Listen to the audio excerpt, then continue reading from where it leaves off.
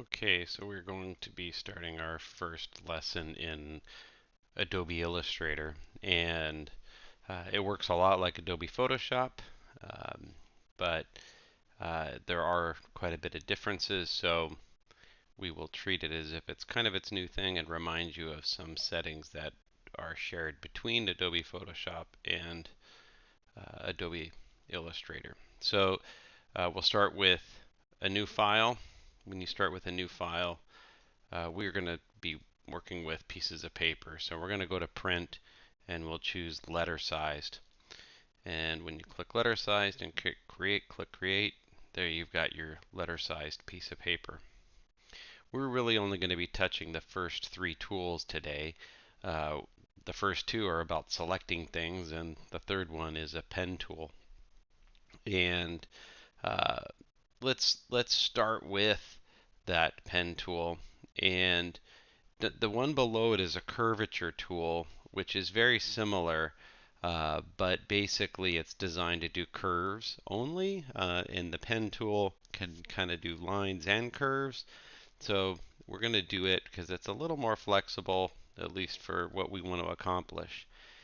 Just like in Adobe Photoshop, any tool that has a little dot in the lower right, you can click and hold. And if you do, you will get other options. I'm sorry, not other pens, but other tools that are related to it. In this case, it's the anchor point tool, and we can see what that one does today here in a minute. So we have the pen tool, and you'll see you have the pen and that little um, dot icon thing on the bottom right of the pen. And when I click, so I'm left clicking. If you look at the mouse image at the bottom right, you can see that my mouse is just clicking with the left mouse button, and it is creating sharp corners everywhere I go. So the first approach to creating lines, of course, is just left clicking briefly and without moving the mouse, and then find a new location, left click briefly, and that can create a straight line. Just like in Photoshop, if you hold the Shift key while you have the line to be drawn, it'll lock it down to certain directions in 45-degree angles. So down, there's a 45, sideways, 45, up, up. So if you want those directions, then it's real handy. So if you need to make some sort of regular, almost square-like shape, you can do that by holding down the Shift key. So that's one approach to drawing lines with the pen tool, is just by left clicking. The second approach is to left click and drag with the mouse. You'll see that I'm holding the mouse button down. I'm getting these handles that are drawn. These handles help manipulate the curve later. So I let go. There's the path. Click, drag, click, drag, click, drag. And so each time if I click and drag, it'll create a curve.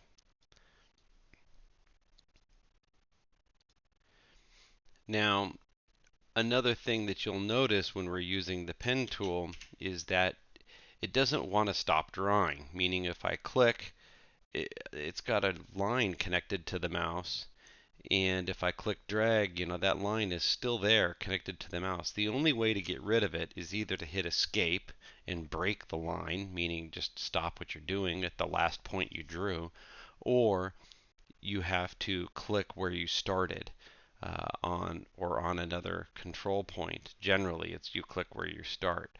And when you click back where you start, or you're about to click, you'll see a little circle show up, and that means that it will enclose the shape. You want enclosed shapes for the work that we're going to do in the Fab Lab. If you do a shape like this will not work. A laser cutter is going to come by and it's going to draw a line here and it's going to follow this line around and then stop, leaving the paper connected at this point. And we are going to want that paper or object cut out of the other paper or whatever. This is a sheet of paper. We want it all cut out and separated like this object here, not partially attached. So we always want to enclose our shapes all the time. And we have to be really careful about that process because even the smallest of gaps will cause us problems.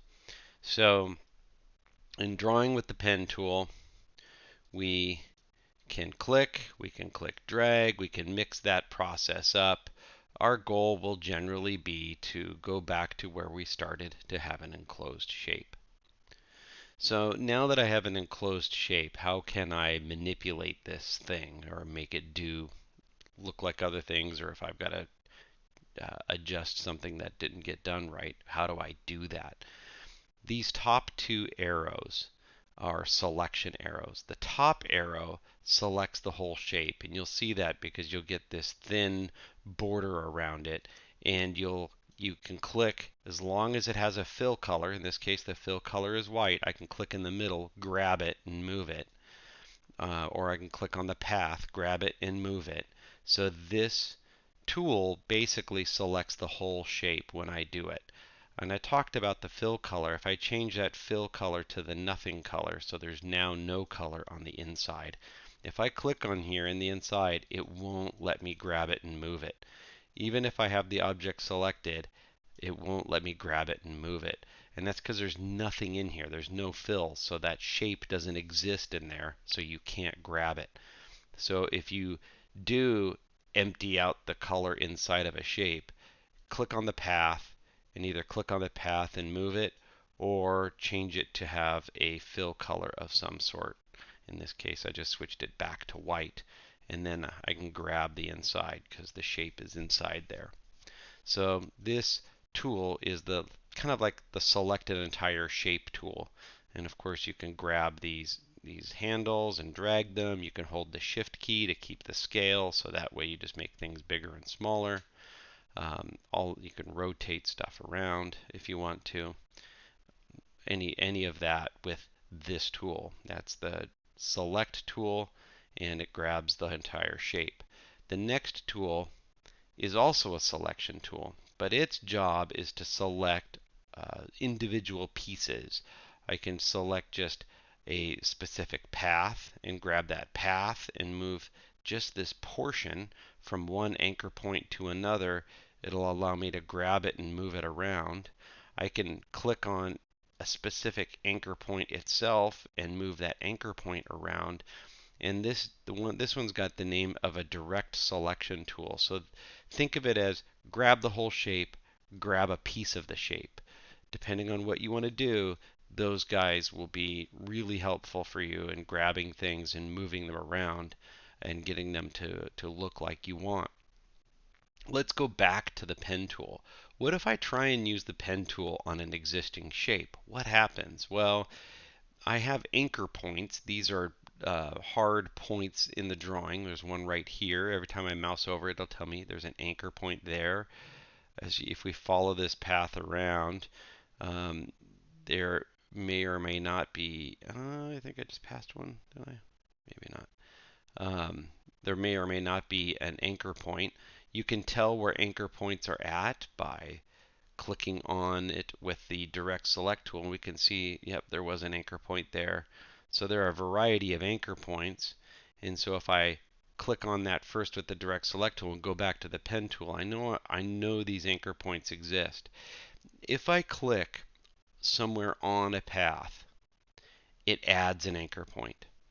So it'll give me a new place to control the shape with. So if I need more control, use the pen tool and click somewhere on the path to add an anchor point. And then I can go back to the direct select tool here, and I can grab that anchor point. Whoops, grab that anchor point. Sometimes you have to click twice. The first time it clicks on the path, and the second time it'll grab the anchor. And now I can grab and manipulate that anchor point and do something with it. So the pen tool adds anchor points if you've already got a path drawn. If you click on an existing anchor point, it'll do the opposite, and well, it should do the opposite, and it should make it go. Oh, that's right. I'm thinking of this one, the anchor point tool. So the anchor point tool, what it does is it converts anchor points. So it'll convert an anchor point from being pointy or curved. So in this case, let's say I've got a curve here. So that anchor point is a curve anchor point. If I click on it, it becomes a pointy anchor point. So this one up here is pointy. If I click on it, I can click and drag and turn it into a curve. Right up here, I've got a curve. If I click on it, it becomes a point. So the anchor point tool will convert pointy anchors to rounded anchors. You click and drag. If you're looking at the mouse image at the bottom right, you can see my left mouse is being held down. Clicking and dragging will make them curved. If I then click on a curved one, it'll make it pointed there. So that's what the anchor point does. Another thing that the anchor point tool can do is it can play with the handles, and it can actually break the handles. Usually the handles are like stay connected. You can see I'm grabbing this handle here and it's moving all by itself, even though was another handle on the other side. Usually when you use let's say the direct select tool and you grab handles, you'll notice both handles move at the same time. And so if you want to break a corner that's curved, so if you have something like this and you want to break this corner and have it curve and be sharp at that point, then going to the anchor tool and clicking on, oops, Control Z, and clicking on that handle, you can break that curve and do some crazy things. Be careful about having a curve overlap itself. While it might be fine artistically, for laser cutters, that's not a good thing because the laser is going to follow that path, chop it all up, and then you're going to have a little piece of paper here, and then you'll have this big chunk right here. So keep that in mind when you are creating drawings, that if you're going to send this to a laser cutter, make sure that the path that it follows makes sense. So we've learned how to draw curved lines. We've learned how to draw straight lines. Now, one thing that is kind of handy though is to get rid of lines and chop lines. So right now you can see over here there are three little tools in the side here: remove anchor points, connect selected endpoints, and cut path at selected points. So if I let's go to the direct selection tool, and then I can click on an anchor point like this one here, and I can say remove that anchor point, and then it goes away. So if I don't want an anchor point somewhere, I accidentally create one or something like that, select it with the direct selection tool, and then just say remove that anchor point. If you want to add an anchor point, then again, go back to the pen tool and then just click in a location that you want an anchor point, and the pen tool will add an anchor point back. There is another option that you have when that is cutting a path. If you need to separate something, like right here, let's say I want to separate it at this corner. So this right here will cut a path at a selected anchor point. So I need to select the anchor point first. I have this one selected, and then I hit cut. Now when you do that, it doesn't look like it even did anything. But it did. It cut it, and it selected one of the anchor points that's there. There are now two anchor points there, 1 and 2. So I now have two separate anchor points. Again, this is a bad idea for laser cutting because now I don't have a complete path and I won't completely cut out my object. But if I select multiple anchor points, I can hold the shift key, I think, to select multiple anchor points. I should be able to also draw a box to select multiple anchor points.